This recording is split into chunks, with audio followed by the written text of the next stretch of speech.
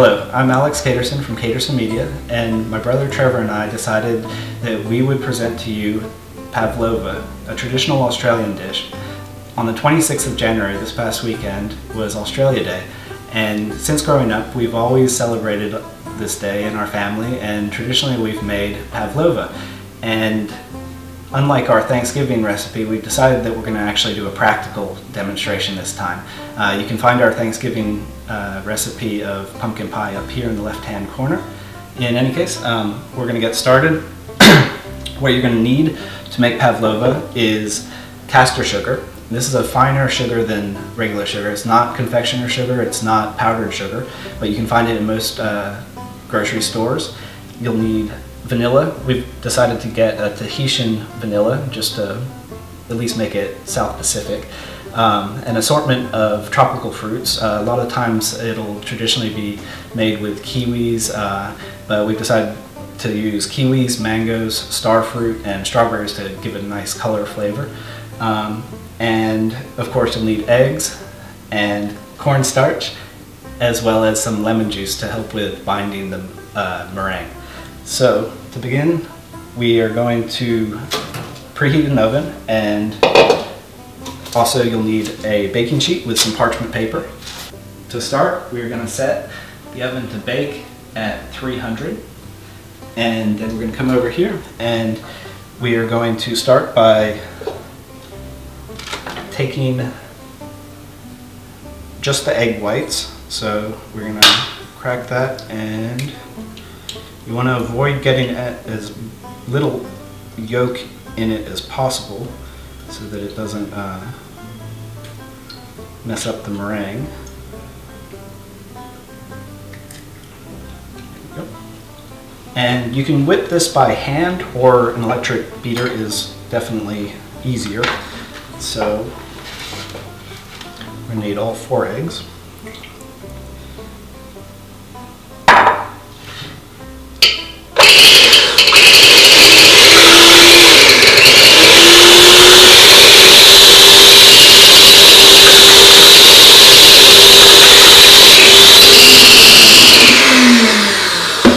So you want to stop when the egg whites kind of have peaks like this, and you don't want to overbeat the eggs, but you also don't want to underbeat them.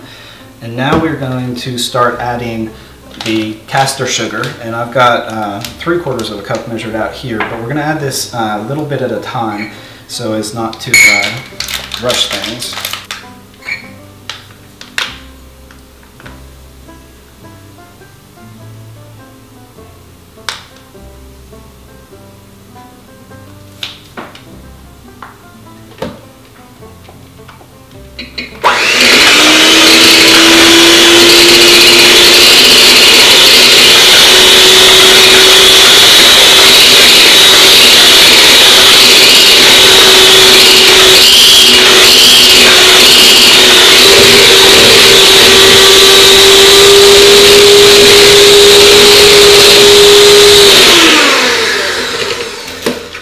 And you want to stop when it's glossy and pretty thick.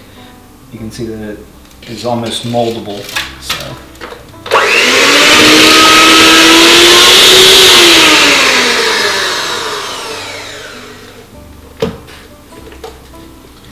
Okay, next you're going to fold in the vanilla. You don't want to over agitate the meringue at this point, but also make sure that it's well incorporated so that the vanilla is mixed in.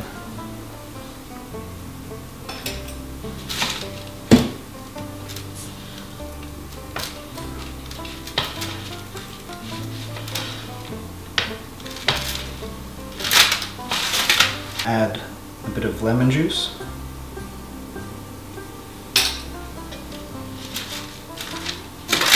And same thing here, you want to fold it in.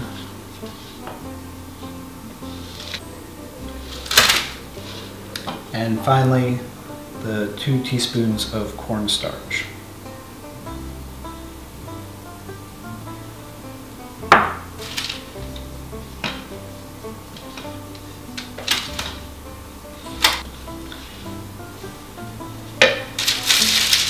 And then when you're ready, and everything is folded in, we're going to slowly pour it into about a 9-inch circle on a piece of parchment paper on a baking sheet.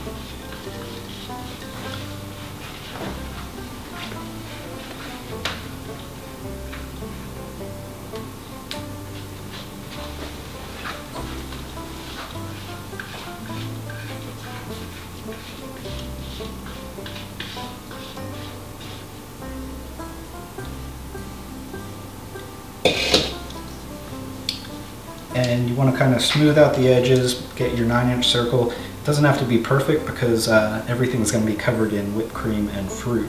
So it's a kind of easy dish to make pretty without too much work. And then we're going to take it and put it in your preheated oven at 300. And we're going to let that bake for about an hour. Okay, and while that is in the oven, what we are going to do is we're going to make the whipped cream. We've chosen heavy whipping cream from Mapleview Farms, a local dairy here in Chapel Hill.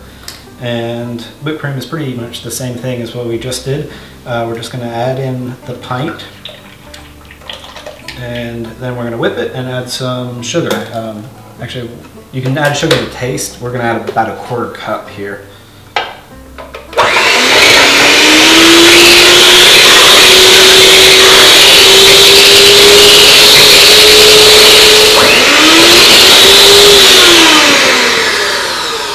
So at this point we're going to stop whipping the cream because we don't want to over whip it because it might break where it becomes more watery and less whipped. So we've got our 1/4 cup of sugar. We're going to gradually incorporate this as we did the sugar in the meringue.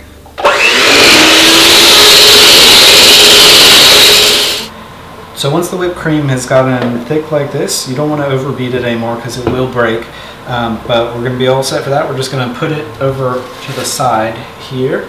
And while we're waiting for the meringue to continue cooking in the oven, you can use this time to cut up any of the fruits that you need. As you can see, we've already gone ahead and cut up our variety of kiwi, strawberry, starfruit, and mango, which we're adding to our pavlova. So while there's just a couple more minutes left on the pavlova in the oven, we're going to go ahead and get a cooling rack out. When we take out the pavlova, we want to make sure not to take it off the parchment paper immediately. It needs to cool on that before it can peel away easily, otherwise it'll start collapsing. And obviously if it does collapse, it's not a big issue because we can just take whipped cream and kind of cover any visual flaws that there are. Okay, so that's our 1 hour of baking time done. Let's take a look in the oven and see how it's turned out.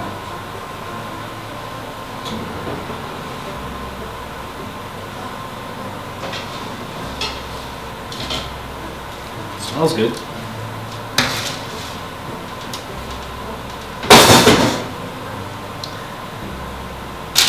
We're going to slide it on to our cooling rack here, and you can see that some cracks formed on top, but once again it doesn't matter.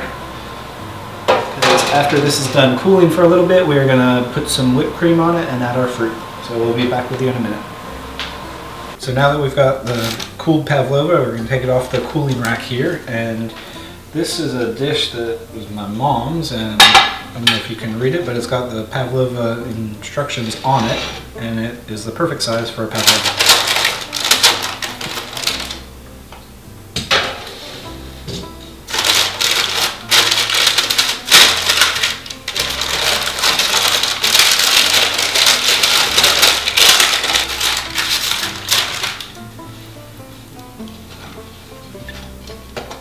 Okay, and once it's on the plate, we're going to get the whipped cream and spread it very liberally over the top.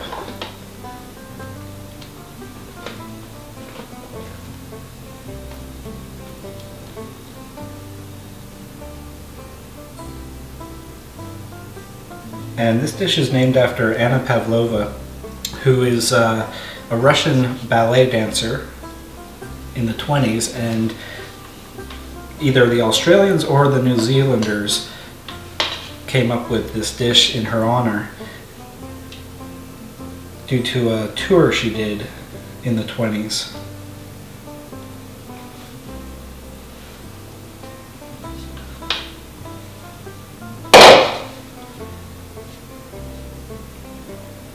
And it doesn't have to be beautiful once again, because it's all going to get covered with fruit. But there we go, we've got a nice even coating of whipped cream across the top. And then we have our mixture of fruit, and you can decorate it basically any way you like. As I said, we've chosen some star fruit and strawberries and kiwis and mango for this one. And pavlova is normally a summertime dish, which January 26th, being in the southern hemisphere, is the middle of summer in Australia. So normally this would be eaten on a nice warm day. Obviously we haven't had nice warm days here recently, except for the occasional weekend in the 70s. But nonetheless, it can still be enjoyed year-round. Alright, so there you have it. This is an Australian pavlova by Caterson Media. Thank you for joining us. Hopefully we'll have some more recipes coming out soon.